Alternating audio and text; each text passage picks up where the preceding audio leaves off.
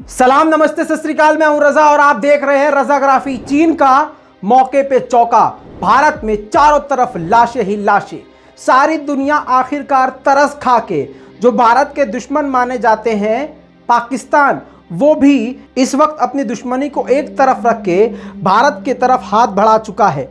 सरकारी यानी पाकिस्तान की सरकारी संस्था हो या प्राइवेट ऑर्गेनाइजेशन, हर तरह से इस वक्त दुश्मनी को एक तरफ रख के भारत की मदद के लिए आगे आ रहे हैं। लेकिन क्योंकि भारत यानी भाजपा ने इतनी नफरत फैलाई है कि अपनी फैलाई हुई नफरत की मजबूरियों की वजह से पाकिस्तान से मदद नहीं ले सकती, आखिरकार फिर भी पाकिस्तान का कोई भी इंसान का, आप आम आदमी का आप ट्विटर हैंडल खोल के देख लीजिए, फेसबुक खोल के देख लीजिए, आपको उसके वॉल पर सिर्फ भारत के लिए दुआएं मिलेंगी। इस वक्त वो हिंदू मुस्लिम नहीं कर रहे हैं, इस वक्त वो भारत पाकिस्तान नहीं कर रहे हैं, इस वक्त वो एक दूसरे को मारने काटने की और बद्दुआएं की बातें नहीं कर रहे हैं। इस वक्त पाकिस्तान शुरू से लेकर आखिर तक, जहां तक आपकी नजर जाए, सभी भारत के लिए दुआ कर रहे हैं।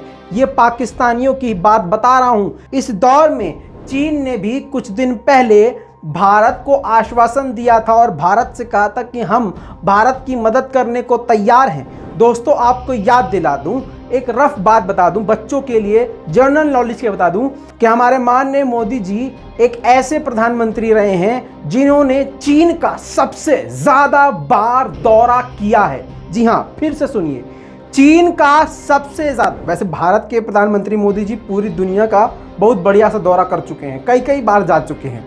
मतलब एक चाय वाला था, कहानी सुनिए, चाय वाला था, उसको घूमने का बड़ा शौक था, लेकिन क्योंकि वो गरीब था, उसने कहा पहले मैं बचपन में चाय बेचूंगा और फिर जिस स्टेशन पर मैं चाय बेच रहा हूं बड़ा होकर उस स्टेशन को बेचूंगा, और जो स्टेशन पर ट्रेन आती है फिर उस ट्रेन को बेचूंगा, फिर वो ट्रेन जहां जहां जाती है उन सभी इलाकों के नाम बदल के कहूंगा इसका विकास हो गया है। फिर खूब पैसा कमा के कुछ बड़ा करके बड़े बड़े लोगों से दोस्ती करके ऊंची गद्दी में बैठ जाऊंगा, फिर पूरी दुनिया घूमूंगा। कमाल करते हैं साहब। मतलब यार, घूमना ही था पूरे देश में तो भैया आज तुम किसी से कह देते, देश बर्बाद ना करते, तुम्हें वर्ल्ड टूर तो हम ही करवा देते चंदा करके। वैसे पीएम केयर फंड में लाखों करोड़ों चंदा आया है एक साल में पता नहीं क्या क्या किया है, विकास दिखा है, लेकिन भाजपा के कार्यालय बने हैं। अब ऐलान किया है कि हम पीएम केयर फंड से ऑक्सीजन के प्लांट लगाने जा रहे हैं। एक साल पहले से जितने लगातार चंदे आए हैं वो कहाँ गए वो सब। खैर, ये सब कहने वाली बात है। कुल मिला के बात ये है, शॉर्ट में समझ लीजिए, बात ये है कि मोदी जी अपने कार्यकाल में, मोदी जी सबसे ज़्यादा चीन जाते हैं और झूला झूलते हैं। कभी वहाँ के प्रधानमंत्री को यहाँ बुलाते हैं, उनको झूला झूलाते हैं, मतलब खूब झूलम झूल हो गया। उसने आके भारत पर कब्जा भी कर लिया, भारत की जमीन पे भी कब्जा कर लिया, सब कुछ कर लिया। 56 इंच का सीना हो गया। ये सब आप जानते हैं, जल्दी जल्दी बता रहा हूं, सुनिए आगे क्या हुआ है। अब मामला ये है कि अब चीन ने कहा था हम मदद करेंगे आपकी, लेकिन हुआ ये कि चीन ने जो मदद आ रही थी उसको भी रोक दिया है। मोदी है तो मुमकिन है। भारत को मेडिकल सप्लाई पहुंचा रहा था चीन का विमान, उस विमान को स्थगित कर दिया, रोक दिया, बैन कर दिया चीन की गवर्नमेंट ने, बोल दिया फ्लाइट सस्पेंड। अब जो फ्लाइट वाले थे उन्होंने घड़ियालू आंसू बहाना शुरू कर दिया, अरे मोदी जी हम तो ला रहे थे, क्या करें, पीछे से सरकार ने ही रोक दिया है। नव भारत टाइम्स में यह खबर छप चुकी है। भारत को मदद पहुंचाने वाले कार्गो फ्लाइट को पूरी तरह से सस्पेंड कर दिया।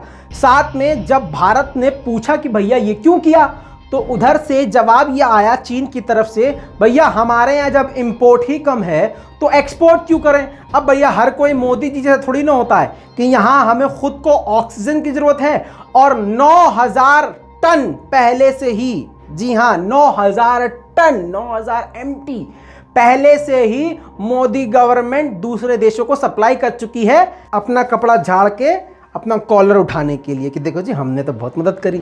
जैसे ससुर के नाती अपने घर से लेके जा रहे हैं, अपनी जेब से लेके जा रहे हैं। अपने देश के लोग मर रहे हैं और पहले से ये भारत के लिए इंतजाम करने के लिए, भारतवासियों के इंतजाम करने के लिए नहीं सोचकर इन्होंने क्या किया, वो भारतवासियों की जो ऑक्सीजन हमारे लिए थी उसको एक्सपोर्ट कर दिया मोदी ने अपना कॉलर उठाने के लिए। क्या जी, देखो जी हमने कितना बड़ा काम किया है।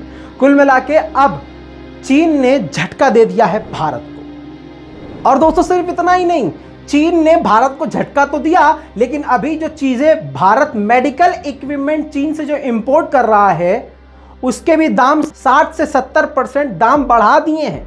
दोस्तों नव भारत टाइम्स में आ चुका है। सवाल ये पैदा होता है मेरे मन की बात भी सुन लीजिए, खाली आप मोदी जी की सुनोगे जो काम की बात नहीं करते।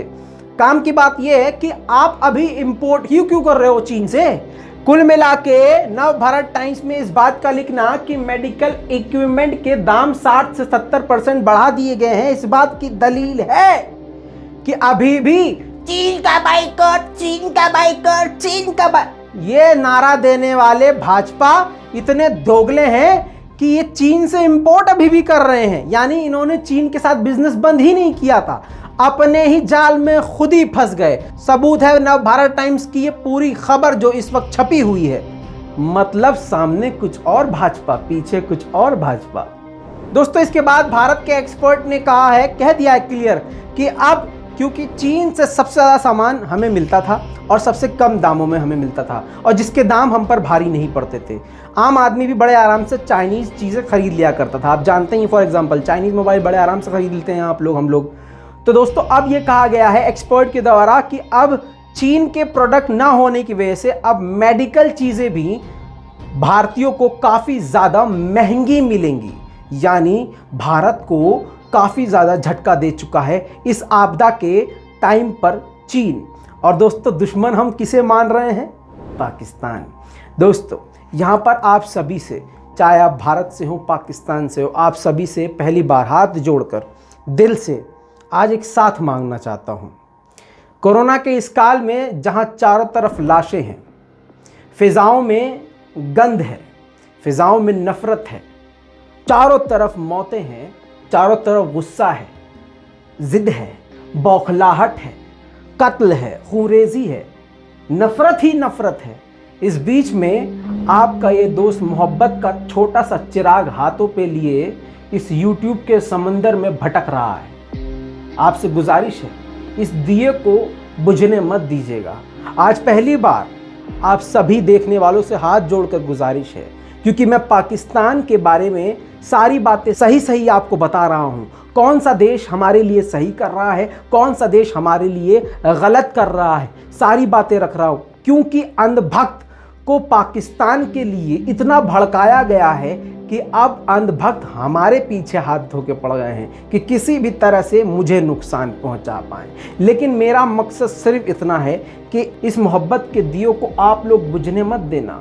ये YouTube पर भी बॉर्डर बनाना चाहते हैं, लेकिन मुझे उम्मीद है कि आप YouTube पर, सोशल मीडिया पर बॉर्डर बनने नहीं देंगे। हाथ जोड़कर गुजारिश है कि आज पहली बार आप लोगों से सपोर्ट मांग रहा हूँ।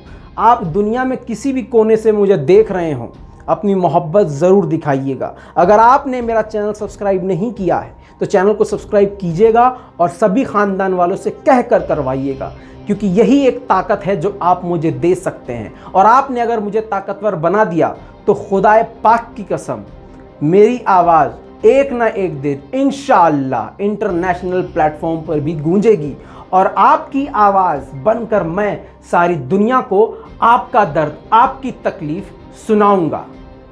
उम्मीद करता हूं कि आज मेरी इस बात को ज़रूर सुनेंगे और मेरा साथ ज़रूर देंगे। इस रिपोर्ट को शेयर कीजिएगा, लाल बटन दबा के चैनल को सब्सक्राइब ज़रूर कीजिएगा। जय हिंद।